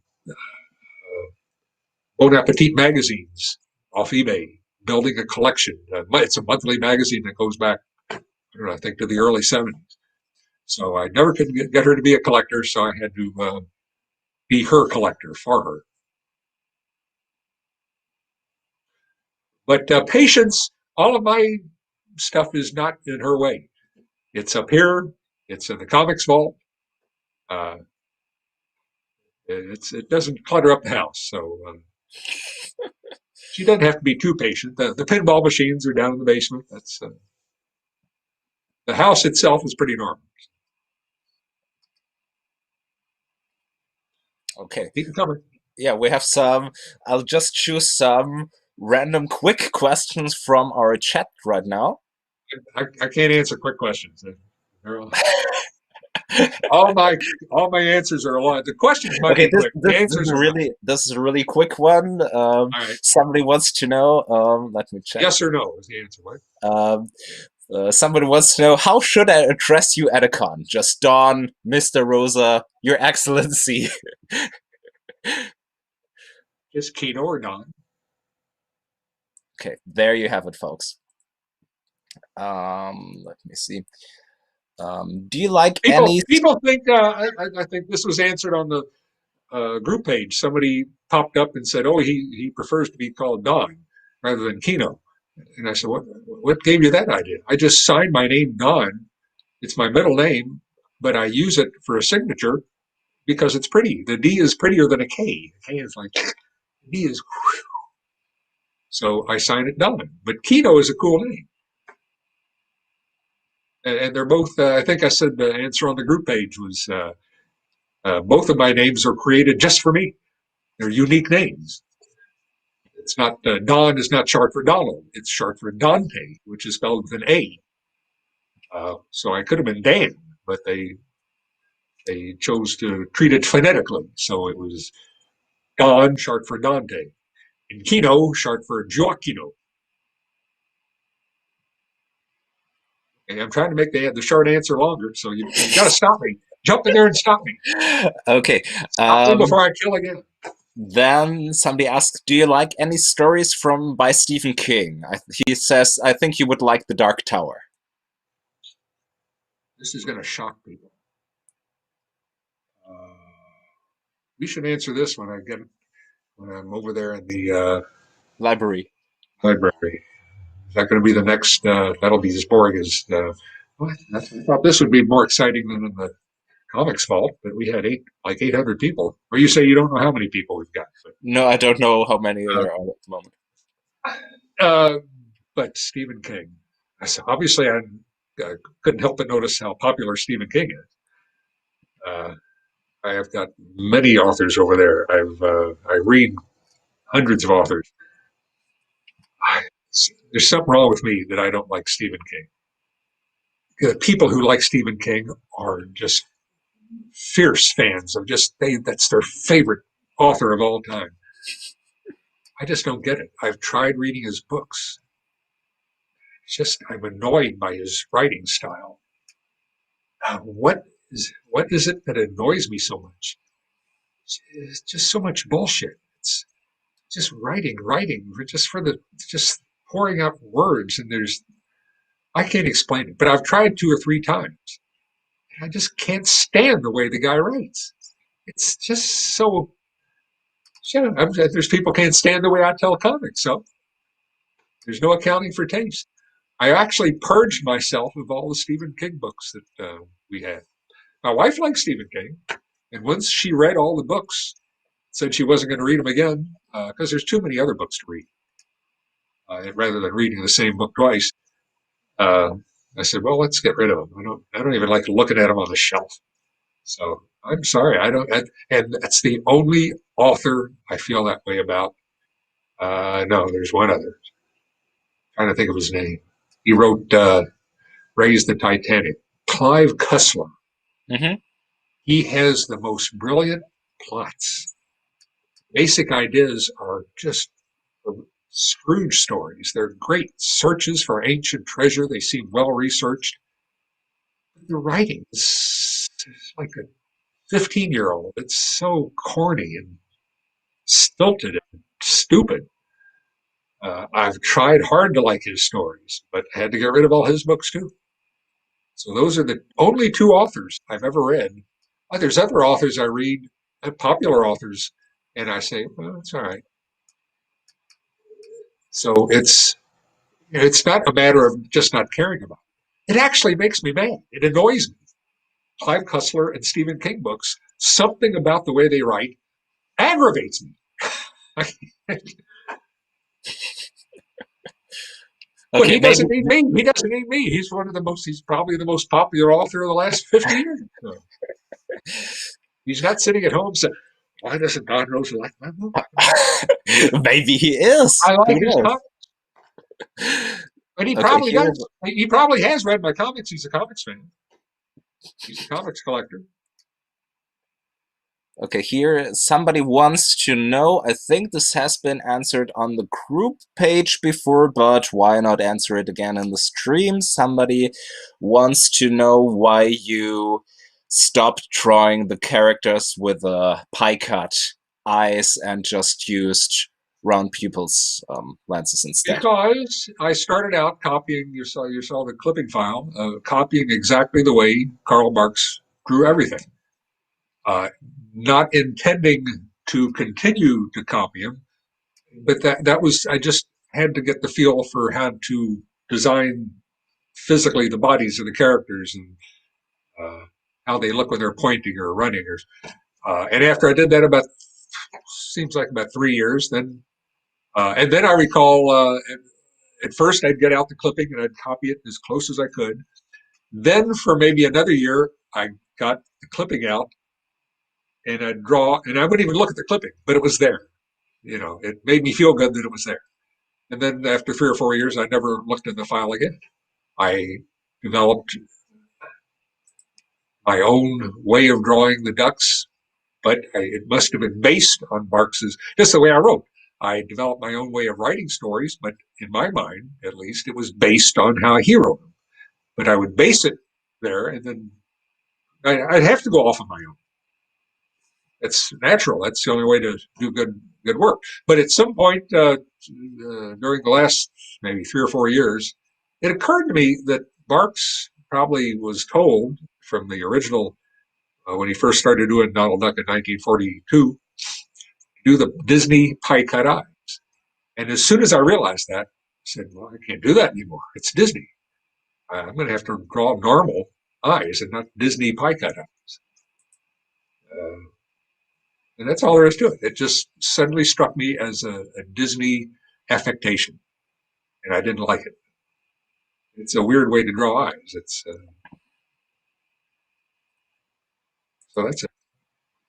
Okay, here's another question from the page from before.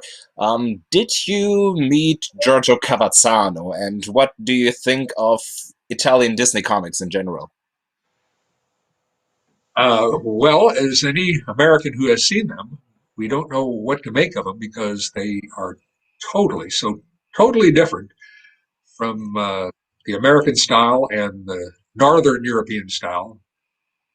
Uh, we don't know what to make of them in that sense, but also being an American, they look a lot like Harvey comics. Harvey comics were the ones who did, like I always see, Casper the Dead Baby and Wendy the Good Little Bitch. And these are very well drawn, very lovely comics, but they look like they're done for 5-year-olds, and they read like they're done for 5-year-olds. When we as Americans look at Italian Disney comics, first of all, they're these little tiny, cute little books, and we can't read them, but it looks like a Casper the Ghost comic. So it's hard to get rid of that mindset. I know these are fabulous comics. I know they're very popular comics. I know these are great artists. And the other problem is, even when they are translated in like the Gemstone comics or so on, I wouldn't read them because all I read is Marx. That's all I was interested in. I didn't like Disney comics. I like Marx comics. How can I put this so it doesn't sound like I'm in any way insulting these great artists? I just don't care to see Marx's characters if even the Italians look on them as Marx. Well, they have to. Marx created them. I don't like seeing them drawn that way. I should say I don't appreciate. I don't know enough to appreciate the stories. Somebody, you answer. I don't know how else to put it. They don't look right. But I know they're excellent. I wish I could draw like that. But what about met Giorgio? Giorgio Cavazzano, yeah. Met him 2 or 3 times. He either doesn't speak English or he feels awkward speaking English to an American. So we would never communicate directly. But of course, he's very friendly. We also think we're related. Not only if you shaved him, he looks a lot like me, or I look like him. But he had a grandparent who was named Rosa, and of course he lives up in the same part of Italy where my father came from, and my grandfather and grandmother. Well, my father came from there too. So we might be related distantly. Marco Rota. There's a Marco Rota drawing of me and Scrooge right over there. I should have focused the camera on. I wanted to. I made a mental note. You might have seen it when I was looking at this case. It was up on the wall in back of it. I wish I could draw like Marco Rota because he does draw like the American style and the Northern European style of ducks. How did and he either doesn't speak English or doesn't speak much English when I see him. I saw him you and I saw him what was that, 2 Novembers ago? Mm-hmm. In Lucca. How did he come to work with that style in Italy where they do that Harvey comic style art? I have no idea. How did he fit in?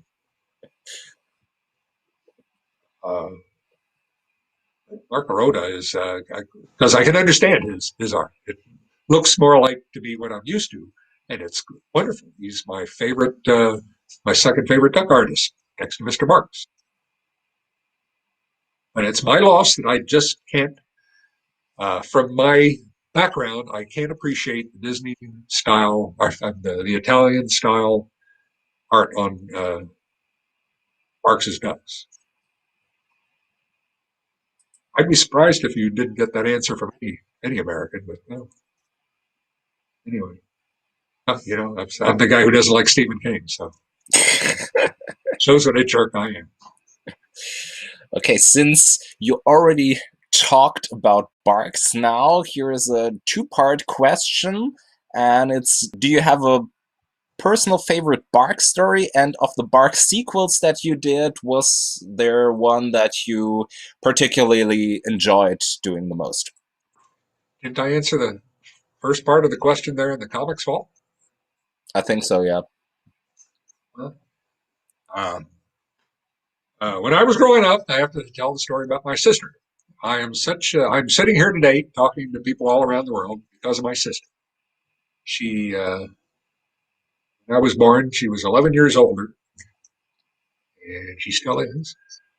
I always say that. My only sibling was just me and her. But she was 11 years older, and when I was born, she already had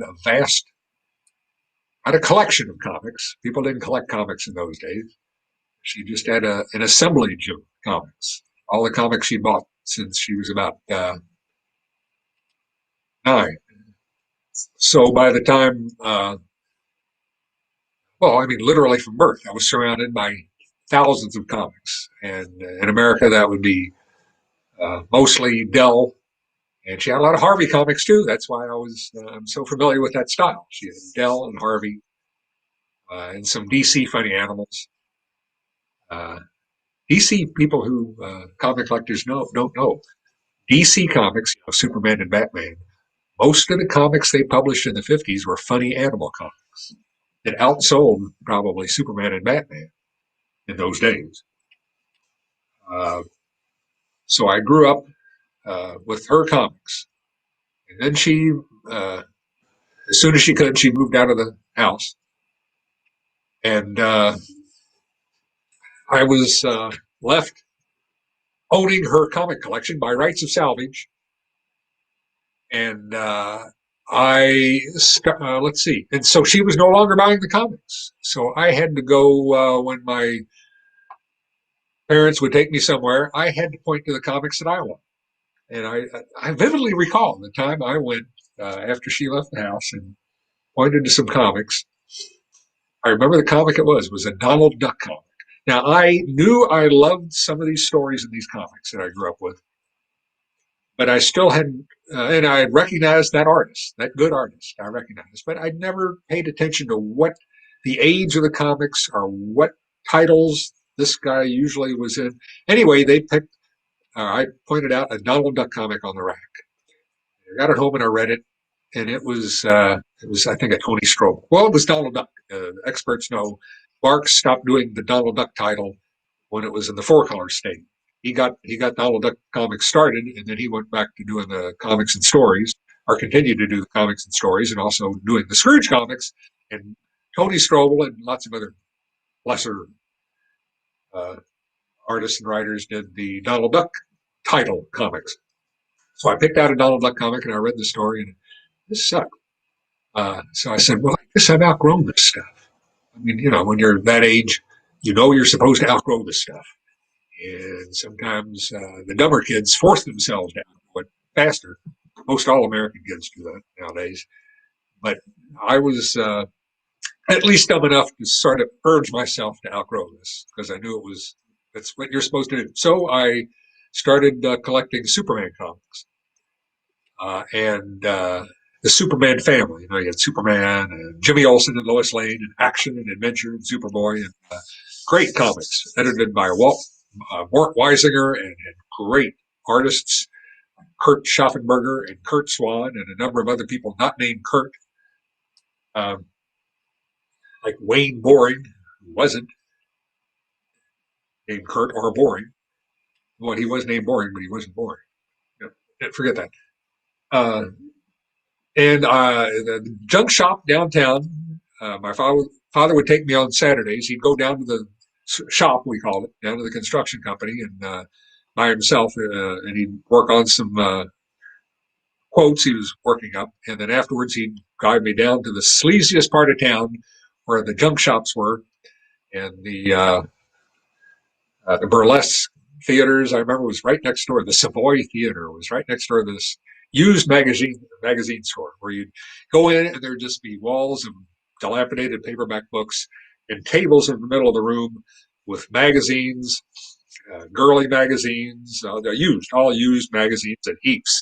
And of course, the section of long tables stacked with used comic books, probably incredibly valuable comics by today's standards. Maybe not very good shape, but maybe in great shape, and selling for a nickel a piece. But I knew I could take my sister's huge collection of comics in there and swap them 2 for 1 for Superman comics, or get a nickel a comic.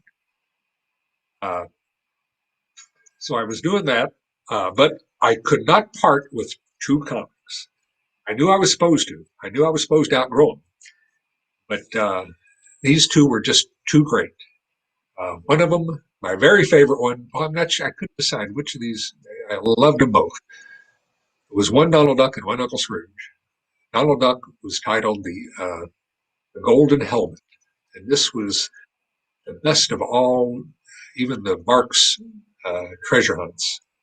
It was so realistic and so action packed, and artwork was just majestic. Just I couldn't bear to part with that, and I couldn't bear to part with this Uncle Scrooge comic that told all about it. It told lots about his early life, and really seemed to be the quintessential Uncle Scrooge story. It it's like developed his character and really explained who he was and what he was all about. It had such a wonderful ending. Anyway, it was Only a Poor Old Man. And the reason it was written like that was this was the very first Uncle Scrooge story, the reboot of Uncle Scrooge. This is when Barks was told that this background character that he had used 7 or 8 times was so popular that he needed to sort of redesign the character, give him regular clothing and a more positive personality and a history, etc. So this was the first Uncle Scrooge comic. So I had to keep these two, and I hid them in the back of a drawer. So a couple of years, 5 years later, I'm going through these used comics, looking for Superman comics, and I come across something. Uh, it was a quarter comic. It was a gold key, which was what Dell Comics turned into, the same company, Western Publishing, but they started calling their comics Gold Key Comics. This was a 25-cent comic, which is unusual in itself. They're the only 25-cent comics there had been. Comics were still like 12 cents in those days. And the only big comics there had been were Superman and Batman Giants, annuals they'd call them. They'd be reprints of stories, past stories that were very popular. So here was a 25-cent used gold key comic that was called The Best of Donald Duck and Uncle Scrooge. And it caught my attention. On the front was a cover. Well, the cover was redrawn, but the two stories it said in there was The Old Castle Secret and The Golden Helmet. Now that caught my attention, and it said reprinted by popular demand. So not only was this story that I love so much known to be a great story, it's known to be a great story by an adult who is publishing this comic. They were naming this story as one of the greatest duck stories of all time. And I still had my copy, but there's another story in there. So I paid my nickel art and took it home and read it. And this other story was an epiphany, another epiphany in my life, great moments in my life. It was better than any story my sister had seen. This had come out maybe a year before she started buying them, 1948. I think her oldest comic was 1949. And this was a comic that had such realistic backgrounds and scenes in the creepy old castle and so much detailed artwork and dark and menacing, and even hinted at a murder in the story. This was an incredible thing. So that's those became that still wasn't that was an incredible story. I had remembered from there on all the other great Uncle Scrooge stories, and so of course that's when I started recollecting all of the Dell comics, all the Marx comics, but all of the Dell comics that I grew up with, and pretty soon all comics of all types, because I found out that there's a lot of stuff. There's a lot of great stuff that I just never knew about. Maybe she never bought. And after that, I discovered EC comics and a lot of crap too. But I just collected everything. But those were the Golden Helmet was my favorite story, and then that other one. And I've still got those two comics. I've still got my original Golden Helmet issue. I've still got my Only a Poor Old Man. Well, we looked at them at the last live stream, and showed where's her. Sister has her name written on top of them. Deanna. She can't have them back. They're mine. And but the good part of that is I got better copies of those two comics also. I bought better shaped comics that I had drawn in, and much better copies of all those and all the other Dell comics she ever had, and lots more. Never tried to get back her Harvey comics. Those are some of the only comics I've still got no interest in. Some of the few American comics I don't have are the Harveys. Okay, we're going to keep going. Well, Hello? we're actually closing up, but maybe you can still answer the second part of the question, which was which is your own favorite sequel to a Bark story that you did?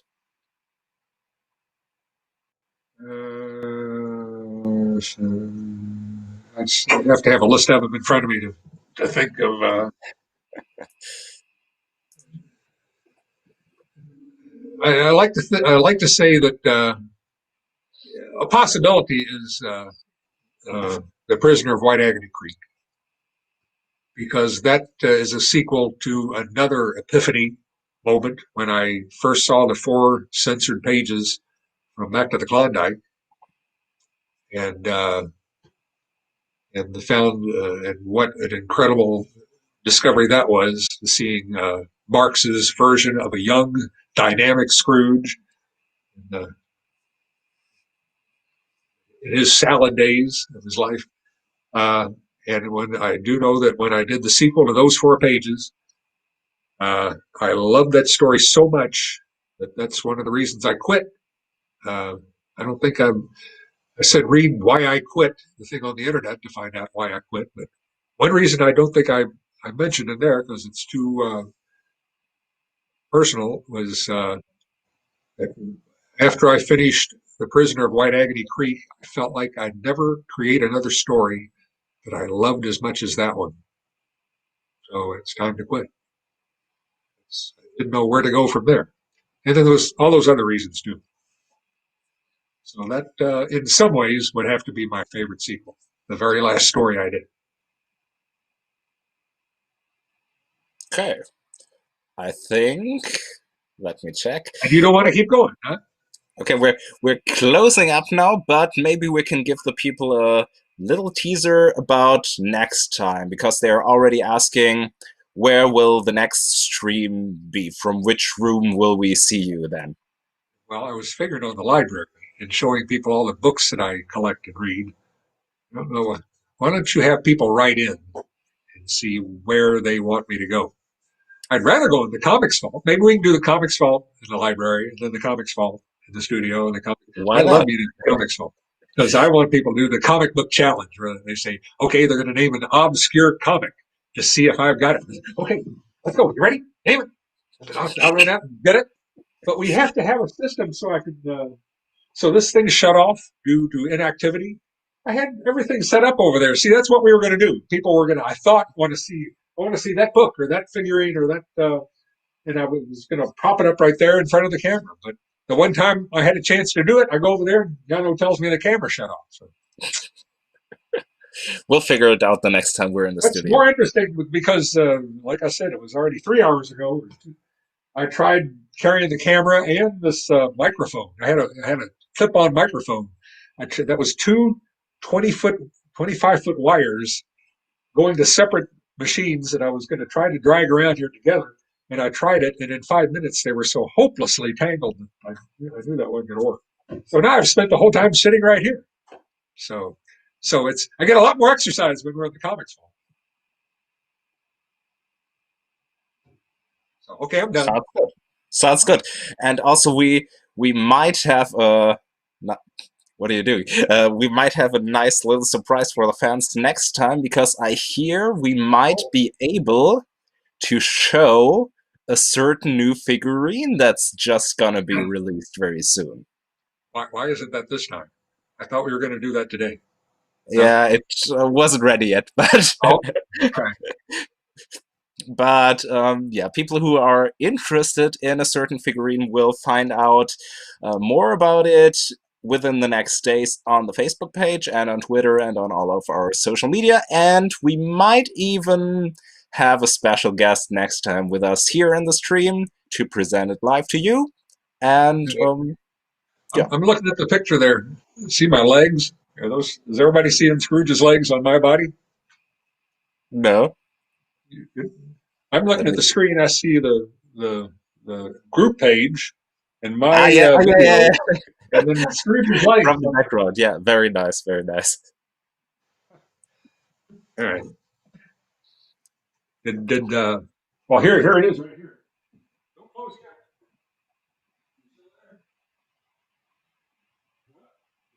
Where you go? Ah. So that's what it looked like.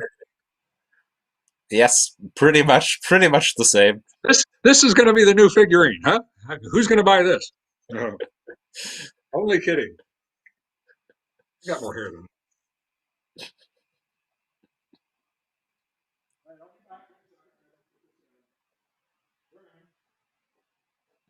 Here I am. Okay, then I'd say that's it for today. Thanks everybody for watching. We'll communicate the next day very soon. Okay, not very soon, but probably in February sometime. We'll check out the date and let you know. And yeah, until then, stay healthy, stay safe, and see you next time here on the stream, hopefully. Bye. Okay, bye-bye.